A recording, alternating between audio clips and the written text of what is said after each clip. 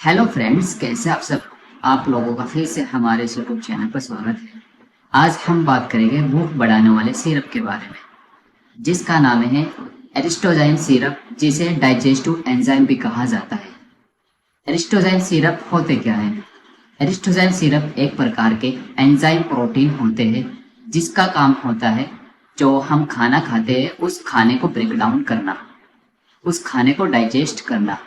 जब खाना अच्छे से डाइजेस्ट होगा तो हमारे शरीर में एनर्जी भी प्रोवाइड होगी और भूख भी अच्छी लगेगी।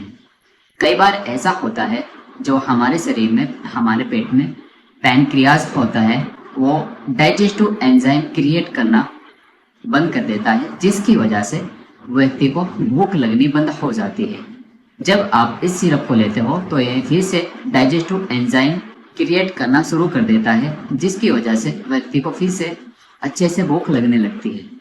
इसके अलावा हम जानेंगे इसके कुछ पॉपुलर ब्रांड नेम, इसके प्राइस, इसकी डोज, इसको कैसे लिया जाता है, इसके यूज, इसको लेने से व्यक्ति को क्या क्या साइड इफेक्ट हो सकते हैं और इसके प्रिकॉशन। सबसे पहले हम इसके पॉपुलर ब्रांड नेम की बात करते हैं। जो मेडिसिन के नाम होते हैं उन्हें ब्रांड नेम कहा जाता है। इसके पॉपुलर ब्रांड नेम है अकोरजाइन, रोमजाइन, एरिस्टोजाइन। ये इसके कुछ पॉपुलर ब्रांड नेम हैं। इनके अलावा भी मेडिकल स्टोर से और नामों से मिल सकती है। अगर इसके प्राइस की बात की जाए तो ये 65 रुपये से लेके 120 रुपये के बीच में इसके सभी ब्रांड मिल जाते हैं। अब हम इसके यूज की बात करते हैं। इसको किन किन बीमारियों में यूज किया जाता है? जब व्यक्ति को भूख ना लगना, भूख बढ़ाने के लिए भी इसका यूज किया जाता है, या फिर खाया पिया नहीं लगता तो तब भी इसका यूज किया जाता है। जो हम खाना खाते हैं उस खाने को डाइजेस्ट करने के लिए भी इसका यूज लिया जाता है, उस खाने को अच्छे से प्रॉपरली डाइजेस्ट कर देता है। और इसके अलावा पेट का फूलना, गैस की वजह से पेट फूलना या फिर पेट भारी भारी सा महसूस होना, तो तब भी इसे लिया जाता है। स्टार्च को डाइजेस्ट करने के लिए भी इसका यूज किया जाता है और इसके अलावा वेट गेन करने के लिए भी इसका यूज किया जाता है। अब हम इसके यूज जानने के बाद इसकी डोज की बात करते हैं। एडल्ट में इसकी डोज क्या रहती है? आप इसको अपने अकॉर्डिंग मत लेना, जो आपके आसपास के फार्मासिस्ट डॉक्टर से, उनकी सलाह से ही इस सिरप को लें।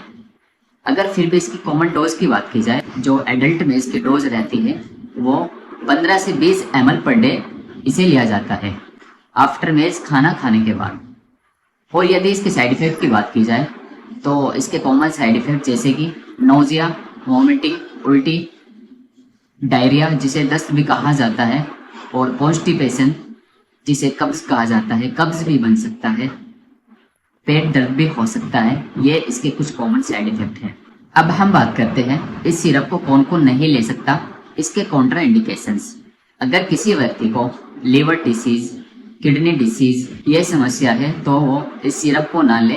अगर लेते हैं तो इस बारे में डॉक्टर को बता दे, ताकि डॉक्टर आपको उसी के हिसाब से मेडिसिन दें।